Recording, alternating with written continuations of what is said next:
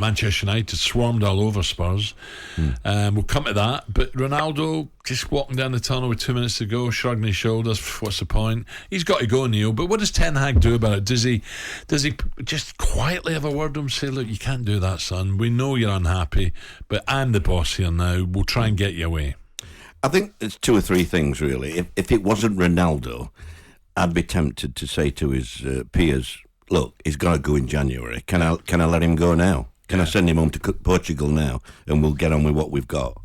I think it actually helped Ten Hag, him doing that, because now he's got sympathy and whatever he does, and he can't go wrong now. So I think it was good for the manager. But anybody but Ronaldo, I would have let him go home. I wouldn't have talked to him last night, I wouldn't have said a word. I'd have gone in and praised the lads, how good they were, and, this is how we've got to be. And I would have probably flippantly just said to Ronaldo, I'll see you in the morning at 10, if it's his day off, hopefully. So it ruins his day off. Yeah. That's what I would have done. Would you tell the press, though, or would you just quietly say, no, I'll deal with it my own way? Well, unfortunately, Ronaldo's Ronaldo, isn't he? He's one of the greatest. So I don't think, the press are going to look for things like that all the time to do that. Some tabloids aren't, just for the stories, really. But it takes away what a good performance it was, doesn't it? That? Well, exactly. Not if you're a Tottenham fan, though. No. 1 or 2 Tottenham fans now beginning. I'm not saying get rid of Conte. I'm not saying that. But they're just getting a little bit, when you've got that talent up front, we're not getting the proper supply to them. No, I know. I still don't think they're right at the back, mate. There's 1 or 2 players I've never. That's why I said to Gareth, the centre halves in the country at the moment that he's relying on, I think, are poor at the moment. That's his biggest problem, I think. I just feel Spurs midfield, Neil, is, don't get me wrong, they're okay, but if you're talking about challenging top 3, top 4, I think you need a little bit more class in there, and I've said that for a long while about Spurs. I think they just got to.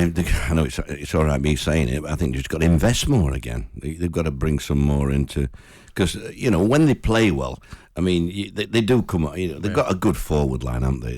The forwards, they look really good. But like you said, Alan, earlier, you've got to supply them, haven't you? And they don't seem to be. They seem to be working on scraps, especially away from home, don't Neil, they? if you set up a team and you've got the quality of Spurs, even the defence, it can be better, but you've got Ramiro back there, you've got Dyer.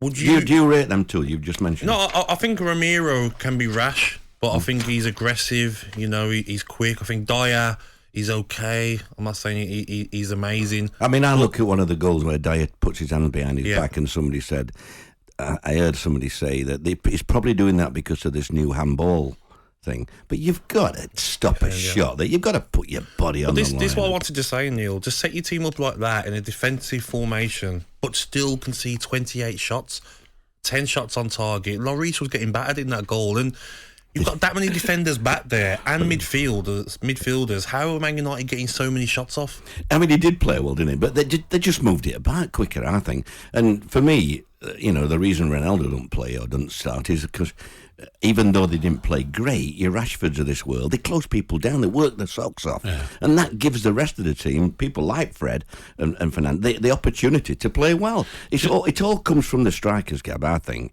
And I'm not saying that Kane doesn't work hard, because he does, but they set up a lot more defensive than most teams, because that's what you get with Conte, isn't it, really? If City can work the socks off to try and get the ball back, then that's a great example for everyone, isn't it?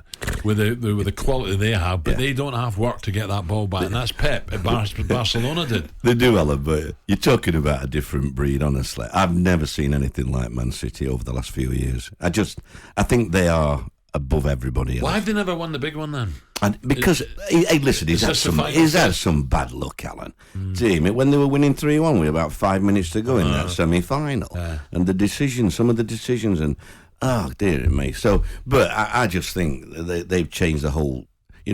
Like when we were younger, Alan, like the good Liverpool side, Ian Rush and Dalglish. Oh, they closed people down. Did they work hard or what? Of course they did. Yeah. And they were the best internationals ever. But when you watch them, Gabby, I don't think you were born then, so were you? But when they worked, they were supposedly the best in the country, but they worked the socks off, well, closing people down. Dalglish, and Russia. And I used to think, the first thing you've got to do as a striker is work hard. If you work hard, everything else will come for me. I tell you who used to work hard, Dean Saunders. Oh God! Even when Dean will tell you, even when he was having a poor game, he still ran his socks off, and you get, and that's how you overcome. It is when you've lost a little bit of form, it's not going for you. He worked hard in the bar as well, didn't he? After the game, he worked hard in the bar. Hey, you were with him most of the time. I love him, but he never shuts up, does he? No, he doesn't.